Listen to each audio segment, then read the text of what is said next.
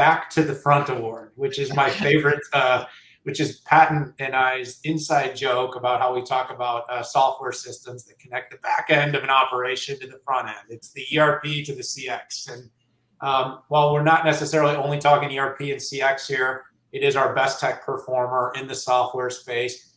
I've been talking relentlessly about deflationary technology with our economy heading into recession.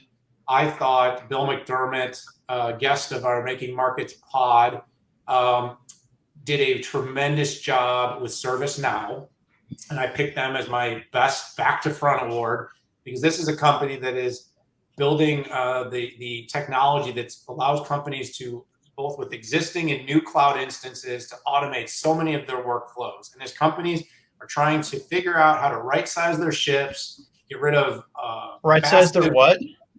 Right-size their ships. Oh, I think it's something else. Well, probably for some of the businesses, that's what it is. They right-size their organizations. They're trying to, they threw a lot of bodies at problems temporarily. A lot of people gave credit to companies of making these massive digital transformation when really it was just lots and lots of worker bees doing a lot of things to meet this relentless demand. And now that demand is falling off, companies are going to need to figure out how to get their most from their infrastructure, most from their software, most from their cloud, most from their edge deployments, most from their data. In order to do that, they're going to need to build automations. They're going to need to use artificial intelligence and machine learning. They're going to need to build workflow automations. They're going to want to do it without having to completely lift and shift all of their software and systems. And so ServiceNow is just one of those companies that has built a very compelling set of software capabilities to enable companies to layer cloud-like capabilities on top of both prem and true cloud instances and get more by automating workflows, taking your data, maximizing it, and getting more from the investments that you've already made. For me, it was a pretty easy pick. There are a lot of good software providers, but the company's continued growth close to the rule of 50 plus, even 60 at times, throughout a difficult pandemic has really impressed me. And I don't see any other company coming up quite as clearly and able to compete in this exact space.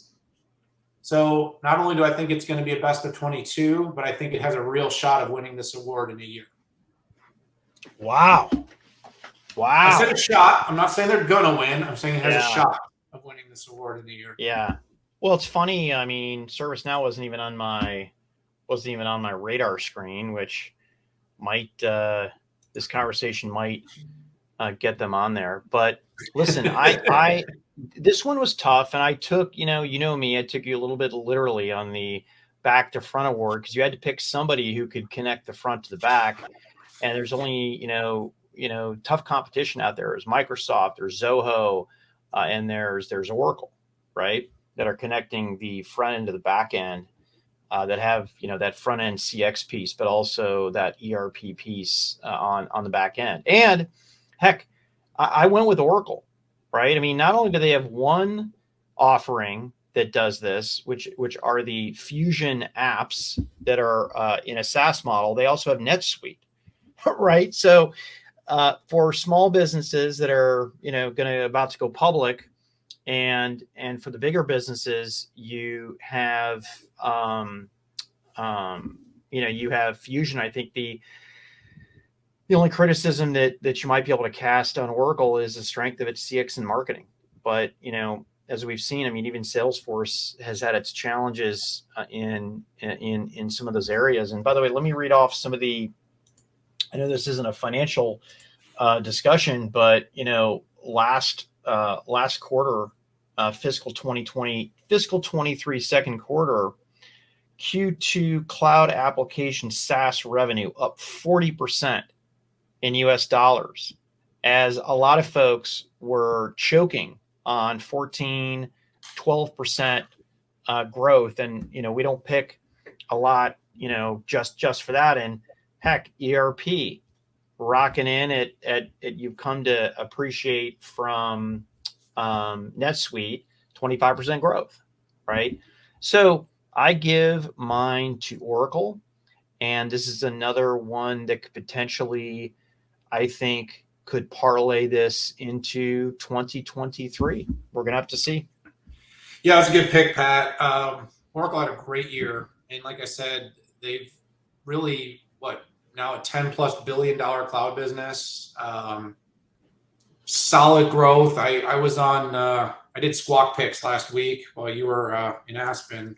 That's not, by the way, when you get west of the central, Squawk Box is not it's a night show, not a morning show because it's so early. But I actually picked Oracle on my list too. And one of the reasons I picked is because beyond the 75% or so of their business, that's all recurring. The company's just done a good job. It has done a very solid job with its SaaS cloud and apps business. So I think that's a good pick. And by the way, a better by the letter of the law, back to front. But what I would say is the automations I was looking at can connect the back and front of any system. And that's what ServiceNow can do. No, I think it's good. And this conversation might get me to pay attention a little bit to ServiceNow. We'll see.